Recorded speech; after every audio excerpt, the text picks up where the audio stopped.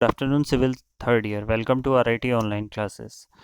आज advance construction technology में हम आपको नया टॉपिक पढ़ाएंगे, लेकिन उससे पहले जो पुराना टॉपिक है डी वाटरिंग, उस पर थोड़ा सा नज़र डालते हैं कि पिछली बार जो हमने पढ़ा था टॉपिक डी वाटरिंग पढ़ा था, मतलब विजलन तकनीक पढ़ा था। तो विजलन तकनीक में मैंने बताया था कि ये एक ऐसी तकनीक होती है जिससे किसी भी मृदा पिंड को, किसी भी मतलब सॉइल को हम लोग किससे पानी उससे बाहर कर देते हैं। तो ये कई उससे होती है, टेक्निक्स की बहुत सारी हैं, जैसे कि हम साइड ड्रेन्स कर देते हैं और ये सारी चीज़ें बताई थी पिछले लेक्चर में। तो इसमें से दो आपके उसमें भी हैं कि एक है पंपिंग और दूसरा है वेल पॉइंट सिस्टम। तो आज हम पढ़ेंगे आपका पंपिंग और वेल।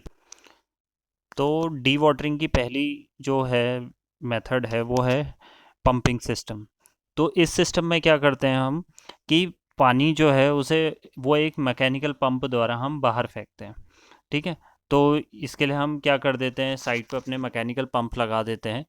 तो उनकी मदद से हम पानी को किसी भी गड्ढे से बाहर फेंक देते हैं। तो ये पानी या तो हम इस कार्य को ऑन द मतलब कि काम से पहले कर लें, या फिर काम के दौरान भी ये कार्य हो सकता है पंप के द्वारा। तो इसके लिए हमें छोटी छोटी नालियाँ भी बनानी पड़ सकती हैं कभी कभी। तो पंप द्वारा ये काम होता है। तो ये पंपिंग मेथड है। सेकंड आपका है वेल पॉइंट सिस्टम। तो इसमें इसको हिंदी में कहा जाता है नलकूप विधि। तो नलकूप विधि में क्या होता है कि आपका एक आप क्या बनाते हैं, ट्यूबवेल बनाते हैं 5 से 8 सेंटीमीटर का, जिसका डाया हो और लगभग लगभग वो अप्रॉक्सीमेटली 1 मीटर लॉन्ग नीचे गहरा हो। और उसमें क्या हो, छिद्रदार वो एक पाइप होता है। तो उस पाइप को आप लोग गड्ढे में डाल देते हैं जिसमें छेद होते हैं काफ़ी, और उसमें एक वाल्व होता है जिससे आपकी मिट्टी अंदर ना आ सके, बस खाली आपका पानी आ सके, वो भी छन्नियों के माध्यम से। तो यहाँ इसमें आपको एक डायग्राम देखेंगे कि जिस तरीके से आपने एक क्या कर रखा है, पाइप डाल रखा है गड्ढे में, और उसमें गड्ढे में पानी भरा हुआ है, लेकिन जो पाइप है आपका वो कैसा है, फैब्रिकेटेड है। तो ये छन्नीदार है, तो पानी क्या होगा, इससे छन के अंदर आएगा।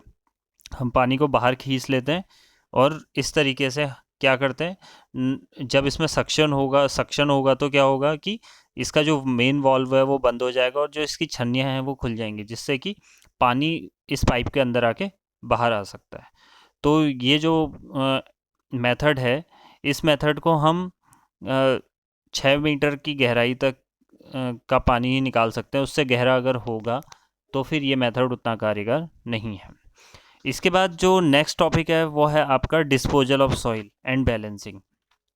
तो जैसा कि बहुत सारे उसमें आप लोगों ने देखा होगा कार्यों में, जैसे कि जो कार्य होते हैं कैनाल कैनाल का होता है, या टेलीफोन लाइन का होता है, या फिर अंडरग्राउंड जितने भी सुरंग, पार्किंग, भूमिगत यातायात, जितनी भी सारी व्यवस्था होती हैं, इसमें क्या होता है कि आपके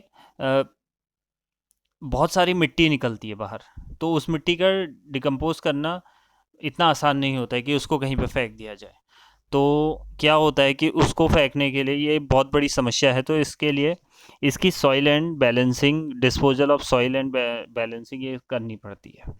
तो इस डिस्पोजल के लिए क्या करना होता है कि जैसे कि आपकी जो बची हुई मृदा है, कभी कभी क्या होता है कि उसको हम लोग क्या करते हैं कि कहीं पर भराव करना हो, वहाँ पर हम उस चीज़ का यूज़ कर लेते हैं। और उसके बाद भी जो मिट्टी बच जाती है या सॉइल बच जाती है, उसको हम क्या करते हैं, जो निचले स्थान होते हैं, मतलब कि जो थोड़ा सा भूमि से नीचे स्थान है, वहाँ पर हम उसको डिकम्पोज कर देते हैं।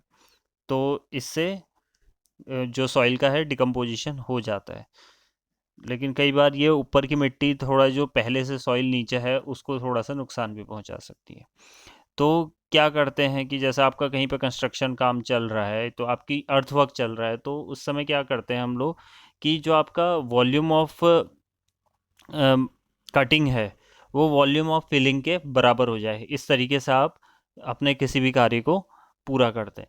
तो जैसे कि आपने कहीं पे कोई गड्ढा खोदा और उसके बाद उसकी उससे जो मिट्टी प्राप्त हुई वो आपने वहीं कहीं डिकम्पोज कर दी उसको। तो वॉल्यूम दोनों का बराबर रख देते हैं आप, अपने खुदाई का और उसके बाद उसको डिकम्पोज करने का।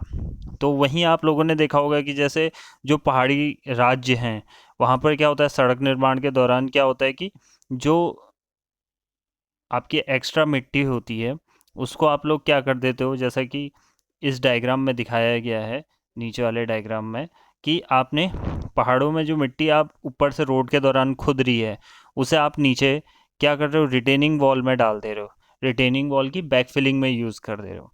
तो इसलिए क्या हो रहा है कि आप इसका डिकम्पोजिशन यहाँ पर आराम से हो जा रहा है। तो ये सारी चीज़ें हैं आपके सॉइल के मृदा के निस्तारण और संतुलन में। इसके बाद जो आपका नेक्स्ट टॉपिक है वो है सेफ्टी एस्पेक्ट्स, मतलब सुरक्षा पहलू। ये काफ़ी इम्पोर्टेंट टॉपिक है कि सेफ्टी एस्पेक्ट क्या क्या होंगे अर्थवर्क में। तो अर्थवर्क में आपका एक कोड है IS 3764 1992। इसमें आपको कुछ आपके सुरक्षा एस्पेक्ट बताए गए हैं कि जैसे कि जो पहला एस्पेक्ट बताया गया है कि उसमें ये बताया गया है कि जो भी हम जब भी अर्थ वर्क करेंगे या जब भी आप एक्सकवेशन करेंगे, खुदाई कार्य करेंगे, तो आप उस समय आपके पास कोई एक अच्छा सुपरवाइज़र होना चाहिए। मतलब कि जो आपके एक अनुभवी और जिसे जो अनुभवी हो उसको रखेंगे आप उस टाइम पे। सेकंड आपके पास ये है कि जो ट्रेंचेस हैं, आपके जो खुदाई की हुई ट्रेंचेस हैं, इसमें टिम्बरिंग करना बहुत ज़रूरी हो जाता है ताकि जो मिट्टी है ऊपर से नीचे ना गिरे। थर्ड है कि बारिश के मौसम में क्या होता है कि जो आपका वो होता है टिम्बरिंग वर्क, वो भी थोड़ा लूज़ हो जाता है, तो इसकी आप लोगों को क्या करना पड़ता है, चेक करते रहना पड़ता है कि इसके पेंच ढीले हुए हैं या नहीं हुए, ये सारी चीज़ें। तो उचित व्यवस्था की जानी चाहिए उस टाइम पर। फोर्थ है मृदा खुदाई में पूर्व मृदा परीक्षण अब इसमें आप क्या करोगे कि पहले आपने जब आप अपना अर्थवर्क शुरू कर रहे हैं उस टाइम पर आप लोग क्या करेंगे कि उससे पहले ही जो आपकी सॉइल है उसकी टेस्टिंग करेंगे कि आपकी सॉइल के उसके एडवांटेजेस के बारे में आपको पता होना चाहिए। तो तभी आप उसकी कोई भी प्लानिंग कर सकते हैं उस पर सफलतापूर्वक काम करने के लिए। नेक्स्ट है आपका कि भूमितल से नीचे जितने भी आपकी अंडरग्राउंड पाइपलाइंस होती हैं, वाटर पाइपलाइंस हो, चाहे टेलीफोन पाइपलाइंस हो, चाहे सिवर लाइन हो, चाहे विद्युत लाइन हो, जितनी भी लाइंस हैं, अगर वो ज़मीन के नीचे है तो आपको उसके विभाग में उसके बारे में सारी जानकारी पता होनी चाहिए। आप उसके विभाग में जाके उसकी जानकारी प्राप्त करेंगे, तब आप वहाँ पर एक्सकवेशन कर सकते हैं या खुदाई कर सकते हैं। नेक्स्ट है कि मृदा कार्यों में जो आप जितने भी प्लांट और जो उपकरण, मतलब कि इंस्ट्रूमेंट आप यूज़ कर रहे हैं वो प्रॉपर होने चाहिए। अगर वो प्रॉपर नहीं है तो उनको आप रिपेयर करवाइए या उनका मेंटेनेंस करवाइए। लेकिन इन कार्यों में आपके प्रॉपर टूल्स और इंस्ट्रूमेंट यूज़ होने चाहिए, नहीं तो एक्सीडेंट हो सकता है। इसके बाद नेक्स्ट है कि जितने भी मूविंग पार्ट हैं किसी भी आपके इंस्ट्रूमेंट, मूविंग पार्ट है इंस्ट्रूमेंट के, तो मशीन के जैसे कि बोल्ट, पुली और चेन ड्राइव, ये सारे ढके हुए होने चाहिए।